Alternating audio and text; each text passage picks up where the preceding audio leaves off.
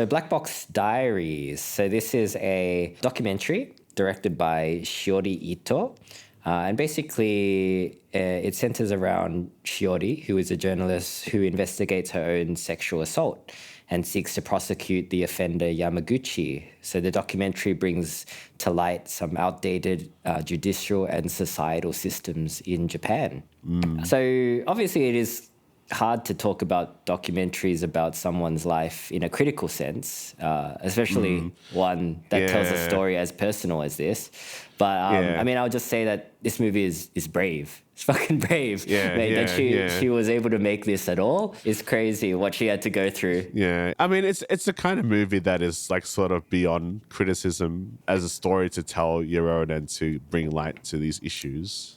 It's, you're right. It's brave. And brave in the sense that, she can get into a lot of trouble rather than just like, I don't know, I might get a couple of like hate comments from someone because I wore dress funny or whatever, you know. No, this is different. The proper definition of the word brave. She is in it. She's, so her offender is this dude named Yamaguchi who is some kind of higher up in Japanese broadcasting, but he's mates with the late Shinzo Abe. So there's a lot of kind of like corruption that she kind of uncovers. A lot of things get swept under the rug because of this relationship between Yamaguchi and Abe. Well, allegedly, I guess we can't say for sure, but I mean, there's still like some ongoing stuff that are involving her and Yamaguchi, isn't there? She was there. She was at the screening, and she introduced the movie and she gave a little Q&A at the end of it. So she did kind of shed light on like the aftermath of it all. Basically, she tried to. I mean, this is not really a spoilery movie, but if you are going to watch it, maybe skip ahead for this part because she does win her civil case against Yamaguchi. She was awarded the equivalent of 30,000 USD, I think, for winning her civil case. But she also got countersued by Yamaguchi because of her allegations of him using a drug, which at the time was not able to be proven because the testing wasn't in Japan at the time. But because of her documentary, because of her efforts, like they've recently, all the police have been equipped with test kits that is able to test for this date rape drug. So, I mean, it's still kind of ongoing, you know, like even the film distribution of Black Box Diaries is still ongoing. She's trying to find a distributor in Japan. I mean, one of the first things that I noticed is that during the film, she often gives vlogs throughout the movie, and all of them, when she's speaking to the camera, all of them are in English. And her English it's really good. Yeah. Like she has of course she has an accent, but otherwise it's mostly clean. Yeah, pretty much native level. But she is obviously, Japanese is her native tongue. So her choice to do these talking heads in English is very deliberate. I guess she's got that journalistic background, so she knows what she's doing.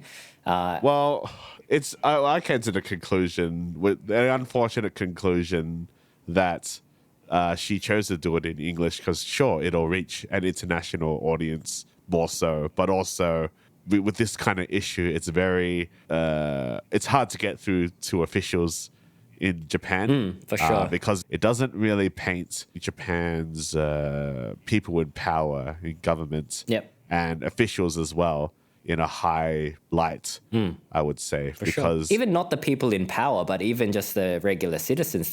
This documentary opens up with her interviewing the taxi driver that was driving her on the night of the incident, and she's asking like him, how many times did I ask you to drop me off at the station? How many times did I? And he's said like, 3 or 4 times kind of thing. And like, without outrightly saying it, she is depicting, these people as, turning a blind eye to these kinds of injustices, which they are. Like, she should be exposing them, right? But like, in doing so, you're painting everyday Japanese citizens as contributing to these injustices, basically. So I can totally understand where she's coming from in like going for a foreign audience or an audience outside of Japan anyway. And that kind of explains why she's doing her talking heads in English. Makes a lot of sense. Yeah, and I think this is a kind of film where like it's quite an important movie for people to watch. There are quite a few like trigger warnings at the start of the film, and she mentions it's like, it's not going to be a happy watch. And I guess if you are sensitive to these subjects, you should be wary like going in. But the film is not. It never shows anything exploitative in this movie, and it is presented in a way in which anyone can watch it, at any age, and you can still feel its impact, through Shuri's testimonies and the stuff she says in her vlog and all her struggles in the film. She's denied by police. No one's taking things seriously. Yeah, and it just happens a lot. Because I've been listening to a few like true crime podcasts or YouTube channels. I think there's the popular one would be like Rotten Mango. I think Stephanie, she was like a mukbanger or something, but she does like some true crime stuff, and recently been listening to Dark Asia with Megan. And a lot of the times you hear officials like turning a blind eye or deliberately not doing something about it because it will further their career. Yeah. And I'm not saying this is exclusive to Asia, but you hear so many of these kinds of stories so much in where there is just corruption, and people getting their way out of justice that they deserve because someone knows someone in the judicial system or someone knows someone in the higher ups. Yeah. So sometimes there's a level of justice that is not given. And I get that, sometimes some people will abuse this law as well. Like you can put the shoe on the other foot and say, and I'm not saying I'm going to anything against Shuri or anyone, but sometimes people can lie about what they've been through. Yeah, Amber Heard. Oh, yeah, I mean, I was going to say that Amber Heard, yeah. I don't want to bring that up because, it was too mainstream. Maybe I'll edit this part out, but yeah, I know what you mean. There are two sides to every story, but I think Shiori presents, like in her documentary, Shiori presents a very balanced kind of view. This is just what she went through, and it is told through her lens. Like the format kind of switches between formal investigatory and kind of like more warmer first-hand confessionals.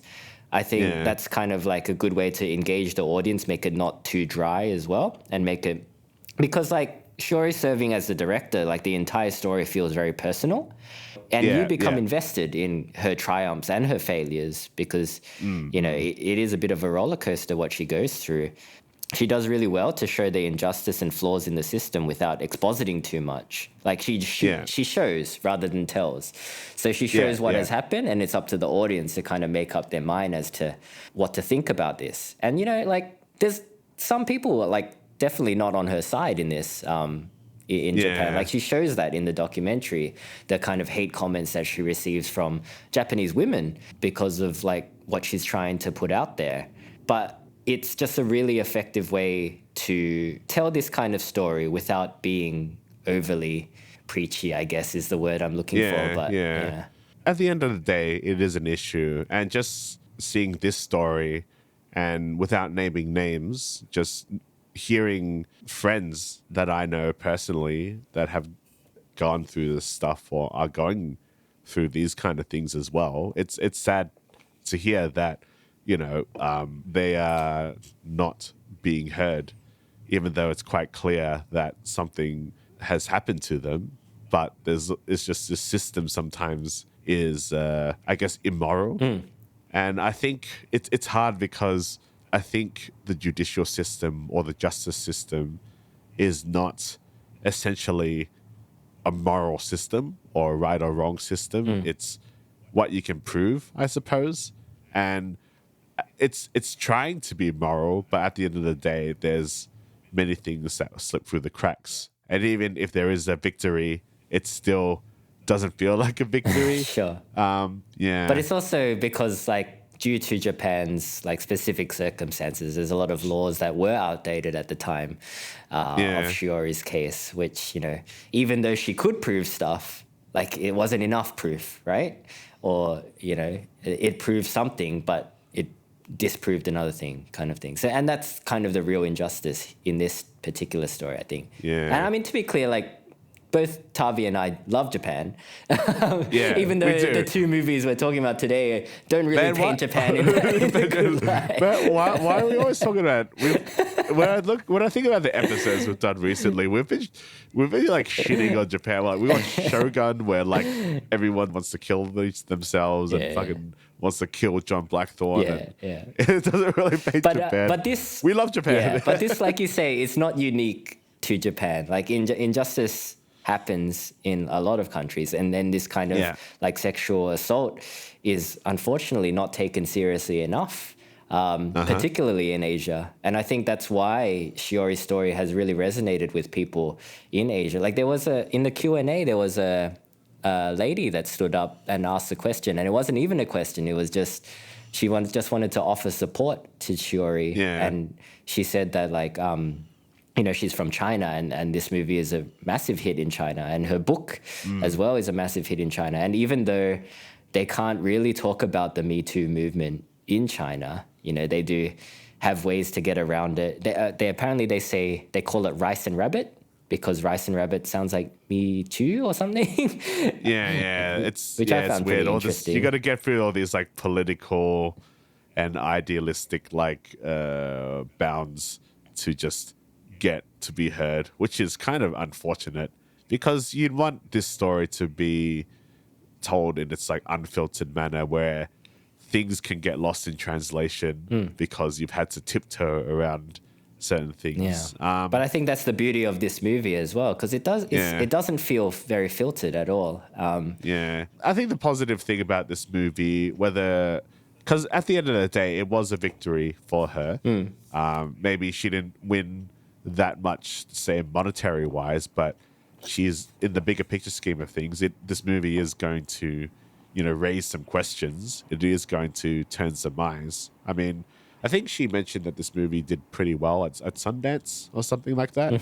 So the public's eye are going to be on this system overseas now, and on this system in Japan. And, you know, as we all know, Japan doesn't want to be shamed under the eyes of others, maybe to a point, but like that shit's gonna have to change, you know. And at least this movie can bring a light to it, lead to positive change, hopefully.